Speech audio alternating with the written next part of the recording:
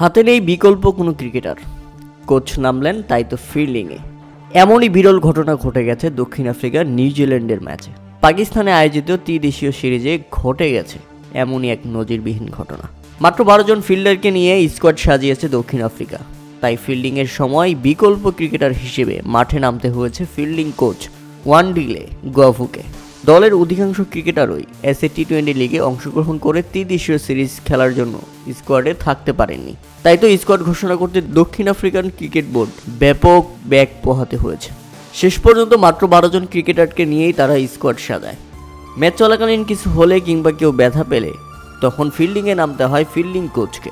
নিউজিল্যান্ডের ব্যাটিংয়ের সময় 37তম ওভারে ফিল্ডিংয়ে নামেন এই ফিল্ডিং কোচ। তবে দক্ষিণ আফ্রিকার জন্য এমন ঘটনা নতুন নয়। 2024 সালে ব্যাটিং কোচ জেপি ডোমিনিকেও আয়ারল্যান্ডের বিপক্ষে মাঠে বিকল্প ফিল্ডার হিসেবে নামতে হয়েছিল। ওই ম্যাচে অনেক প্লেয়ারই অসুস্থ থাকায় খেলতে পারেনি।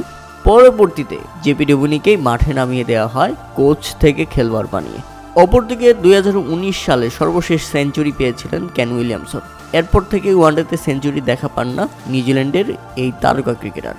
অবশেষে দীর্ঘ 6 বছর পর ওয়ানডে ফরম্যাটে 3 অঙ্কের দেখা পেয়েছেন কেন উইলিয়ামসন। তার দুর্দান্ত এক সেঞ্চুরিতেই ত্রিদেশীয় সিরিজে দক্ষিণ আফ্রিকাকে হারিয়ে ফাইনালে পৌঁছে গেছে কিউইরা।